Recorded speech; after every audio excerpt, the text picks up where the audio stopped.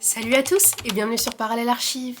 Si t'es nouveau ici, je m'appelle Khadija et je partage un peu tout ce que j'aime sur cette chaîne et notamment de l'histoire de l'art et du design. Quand j'étais étudiante, j'ai déménagé dans mon premier appartement dans une nouvelle ville et il était à peine plus grand que ma chambre d'ado. Je crois que c'était genre 15 mètres carrés. Et cet espace-là, ça me paraissait absolument minuscule pour faire tout ce que j'avais envie de faire, c'est-à-dire cuisiner, travailler, inviter des amis, y mettre tous mes vêtements, enfin bref, y vivre quoi. Mais au fil du temps, j'ai appris petit à petit à optimiser chaque centimètre carré de cet espace qui m'était alloué et j'ai fini par apprécier ce tout petit appartement. Il était certes assez limité en termes d'espace, mais d'un côté c'était aussi mon petit cocon à moi dans la ville, mon petit espace dans lequel je me sentais protégée, dans lequel je sentais que je pouvais m'exprimer à ma manière. Cette expérience-là m'a amenée à me poser une question: pourquoi les petits espaces nous attirent-ils autant ? Que ce soit dans l'architecture, le design, ou même au quotidien, nous sommes amenés à vivre et à traverser des micro-espaces, des micro-environnements. Aujourd'hui, on va explorer ensemble cette fascination que j'ai envers les petits espaces et que j'espère que vous aurez à la fin de cette vidéo, et découvrir comment les petits espaces influencent notre monde, notre mode de vie, notre société et même nos émotions. Les petits espaces existent sous différentes formes et ils peuvent être soit choisis, soit subis.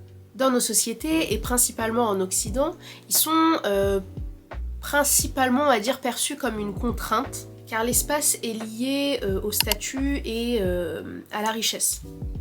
Donc en gros, l'idée c'est plus on a d'espace, mieux on vit. Pourtant, on observe paradoxalement un engouement croissant pour les espaces réduits. Pour n'en citer que quelques-uns, on parle notamment des tiny house, on parle également des vannes aménagées ou encore des capsules japonaises. Mais pourquoi de plus en plus de gens font le choix de vivre dans ces petits espaces et pourquoi ils ont cet attrait ? Eh bien, vivre dans un petit espace, c'est surtout maîtriser son environnement. Ça peut dans un premier temps procurer un sentiment de sécurité et dans un second un sentiment d'intimité. D'ailleurs, si on y pense, dans nos propres maisons, on a déjà des micro-environnements, des micro-espaces qu'on utilise chaque jour et qu'on apprécie au quotidien. Le premier qui me vient à l'esprit, c'est le lit. On sous-estime souvent à quel point le lit est un petit monde en soi. Il ne sert pas seulement à dormir, puisque c'est un espace également où on peut lire, réfléchir, écouter de la musique, regarder des films, discuter avec ses amis, parfois même manger. Donc c'est déjà une sorte de micro-espace dans l'espace même de la chambre qui est déjà une délimitation au sein même de la maison. Un bon exemple de cette idée, c'est la série de photos 90s Teenagers in Their Bedroom de Adrienne Salinger, qui est une série de photos datant des années 90 qui, comme l'indique le titre, représente plusieurs adolescents dans leur chambre, et donc on voit bien que chaque chambre est à l'image de l'adolescent qui y vit, et donc que ce micro-espace permet à ces adolescents de s'exprimer à leur manière sur notamment leurs goûts musicaux, leur goût vestimentaire, leurs hobbies, etc. Ces images en fait, elles montrent à quel point un espace réduit peut être un reflet entier d'une personnalité, un espace de réflexion et d'expression entière de soi-même. La chambre est ici finalement pour ces adolescents une extension de leur identité. Mais cette recherche d'un espace intime, elle ne s'arrête pas à la chambre. Dès l'enfance, apparaît un besoin presque instinctif de créer son propre environnement et de créer son propre micro-espace. Ce micro-espace de l'enfance, il se traduit par des abris que l'on a tous déjà, je pense, créés quand on était petit. Donc ça peut être des tipis, des cabanes, des forteresses qu'on fait avec des couvertures, avec des coussins, ou la cabane qu'on a dans le jardin. Mais pourquoi on fait ça ? Pourquoi c'est amusant de faire ça quand on est enfant? C'est tout simplement parce que les petits espaces, et ça a été prouvé scientifiquement, permettent de stimuler l'imagination et la créativité. En étant coupé du monde extérieur, l'enfant développe ses propres histoires et ses propres aventures. Ce besoin de cocon se retrouve aussi dans le design intérieur des années 70 notamment, avec le Conversation Pit, qui est en fait un espace en contrebas, généralement rempli de coussins, qui qui favorise la proximité et les échanges. Comme l'indique son nom, c'est un espace dans lequel on se réunit pour pouvoir tout simplement discuter avec ses invités, avec sa famille, avec ses amis. Ces espaces-là, donc les cabanes ou même les conversation pits, ils sont imaginés pour pouvoir initier un espace d'échange, un espace coupé de la maison, et ça permet de créer une ambiance intime, chaleureuse, comme presque finalement une sorte d'extension du salon. Les micro-espaces, c'est d'ailleurs une particularité de la recherche des architectes et des designers dans les années 1970. On le voit notamment avec la Living Tower, qui est un canapé absolument déjanté créé par le designer Werner Panton, qui est un espace, un micro-espace en lui-même. C'est un canapé en hauteur qui permet aux gens de se retrouver, d'échanger ou de s'isoler tout simplement au sein même de la maison. Donc c'est une pièce assez atypique mais finalement nécessaire au sein de l'histoire du design. On peut également parler du canapé bazar par Super Studio qui reprend encore également cette idée de cocon et donc de micro-espace au sein même du salon qui permet non seulement de s'isoler mais également de se rapprocher. Cette idée du micro-espace, du micro-environnement, elle ne s'arrête pas là, elle s'étend même à des maisons entières. C'est le cas notamment de la maison en A, qui est une maison qui s'est très largement développée dans les années 60 et 70. C'est une maison triangulaire qui peut être construite avec peu de moyens et qui permet d'avoir un refuge souvent niché au cœur de la nature. Donc, dans la même veine, cette fois-ci non pas en Occident mais en Orient, on trouve l'exemple d'Auroville, qui est une ville expérimentale fondée en Inde en 1968. C'est une proposition d'alternative aux grandes villes puisqu'on y retrouve des maisons assez petites, éco-responsables, qui ont été construites par une communauté. Cet exemple d'Auroville, il favorise plutôt la communauté que l'individualisme, et donc en fait il se met en contraste direct avec les appartements qu'on retrouve en centre-ville ou les grandes maisons, puisque tout le monde a une toute petite structure et en fait les gens favorisent la vie à l'extérieur, la vie en communauté, plutôt que la vie dans ces micro-espaces qui sert plutôt de lieu de retrait quand on a besoin de se remettre les idées au clair ou simplement de faire des tâches du quotidien comme dormir, cuisiner, etc. Aujourd'hui encore, on retrouve ces idées, donc notamment avec Auroville ou la maison en A, qui sont des projets qui sont encore existants, hein, bien évidemment. On retrouve cette philosophie à échelle plus grande avec le phénomène des tiny houses. Ce sont des mini-maisons qui attirent de plus en plus de monde puisqu'elles permettent un mode de vie assez minimaliste, finalement plus écologique et éco-responsable, et surtout plus simple. C'est une manière de se recentrer et de mettre de côté toute forme de surconsommation qui peut être encouragée par l'obtention de grands espaces. Comme l'explique très bien l'autrice Liza Aquiles, qui a une amie vivant dans une tiny house et avec laquelle elle a fait justement une interview pour pouvoir un peu comprendre ce choix de vie.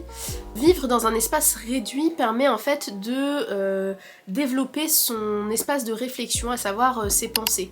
Donc c'est la même idée en fait que la cabane pour enfants, c'est-à-dire que quand en fait on a un espace qui est assez restreint et qu'on choisit d'y vivre, on doit choisir de vivre différemment que dans une maison absolument énorme. Donc on pense différemment forcément. On a un mode de consommation qui est beaucoup plus ralenti, on peut pas stocker énormément de choses, donc on doit repenser toutes ces choses qui sont assez ancrées dans nos sociétés finalement et qui peuvent être tangibles puisque quand on y réfléchit bien, elles sont pas si nécessaires que ça, ces choses-là à posséder. Bien évidemment, tous les petits espaces ne sont pas choisis par leurs occupants, parfois ils peuvent être subis, et là ça devient, lorsque c'est le cas, une contrainte assez sensible, un sujet assez compliqué, mais un sujet qui est bien contemporain et actuel, dont on doit parler bien évidemment dans cette vidéo. Dans les grandes villes, le manque d'espace est une réalité. Pour répondre à la demande, on a vu émerger des micro-appartements, notamment en Asie, comme à Hong Kong ou à Pékin, où certains logements font parfois moins de 10 mètres carrés. Ces espaces ultra compacts posent la question du confort minimum. Jusqu'où peut-on réduire l'espace de vie sans affecter le bien-être de ses habitants? Dans un autre registre, on peut parler des cellules de prison, qui sont aussi des micro-espaces, mais avec une toute autre fonction, celle de l'enfermement et de la privation. Donc dans ces cas-là, puisque l'espace est subi, on ne peut pas dire qu'il laisse une grande place à la réflexion, à la pensée, qu'il donne un sentiment de sécurité, puisqu'ici c'est une punition en fait, cette réduction d'espace. À l'extrême opposé encore, on peut parler des tentes des sans-abri. Elles sont un symbole tragique du repli de soi-même, mais elles sont aussi une preuve d'ingéniosité, de résilience et de survie. Dans un monde qui ne leur laisse pas d'espace, ces personnes doivent s'en créer un, aussi petit soit-il. Parfois, la contrainte pousse à l'ingéniosité. Et ces questions, notamment pour les sans-abri par exemple, ont été étudiées par des designers et des architectes qui ont étudié les contraintes spatiales, et notamment au sein même de la ville, puisque c'est pas la place qui manque, hein, c'est les structures qui manquent justement. C'est le cas notamment de Fernando Abellanas, un architecte et designer espagnol qui a créé un studio secret sous un pont, donc au sein même de la ville. C'est un espace suspendu, presque invisible, dans lequel il a installé un bureau, un lit, en jouant avec les interstices et les espaces inoccupés de la ville. De son côté, au Japon, l'artiste, designer et architecte Satoshi Murakami, aussi appelé l'homme escargot, a vécu le temps d'une performance artistique dans une maison expérimentale qui était en fait une micro-maison qu'il portait sur son dos. Cette performance artistique, c'est une véritable expérimentation radicale du minimalisme et de la flexibilité urbaine. Ces exemples montrent donc bien la différence entre un espace choisi et un espace subi. Au final, ce n'est pas tant la taille de l'espace qui compte, mais c'est plutôt la perception qu'on en a.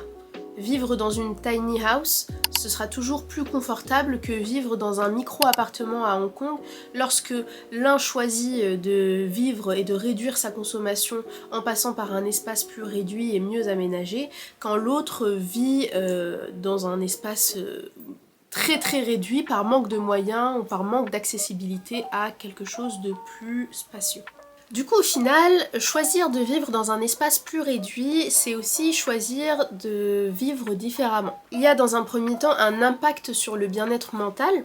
Certaines personnes trouvent les petits espaces assez oppressants, mais pour d'autres, ils ont un effet apaisant.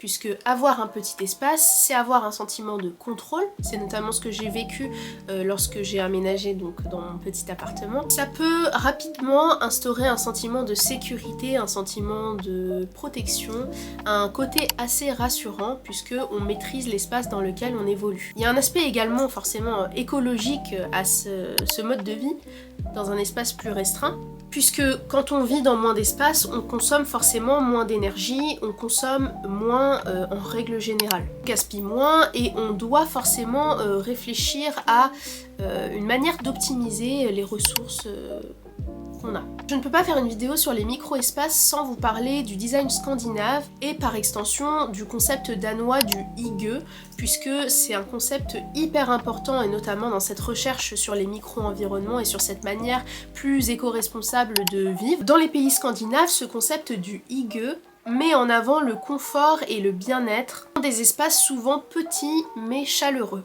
On peut faire également très rapidement le lien avec le designer Alvar Aalto dont je vous ai parlé dans cette vidéo, qui utilisait principalement des matériaux naturels et de la lumière pour créer des espaces apaisants.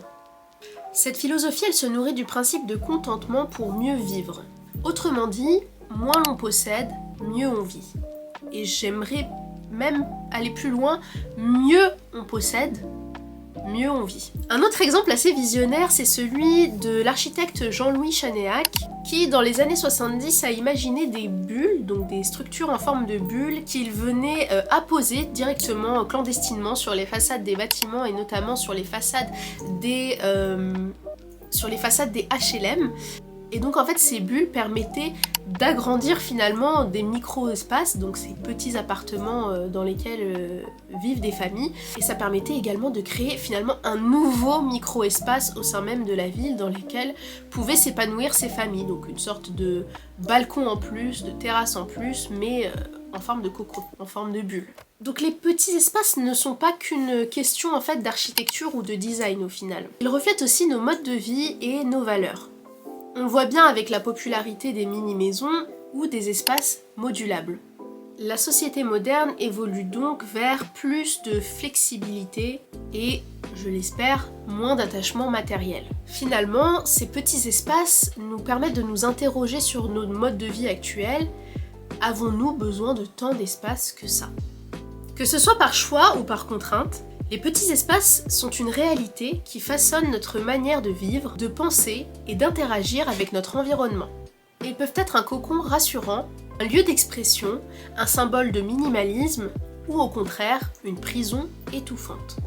Ils interrogent notre rapport au confort, à l'espace et à l'essentiel.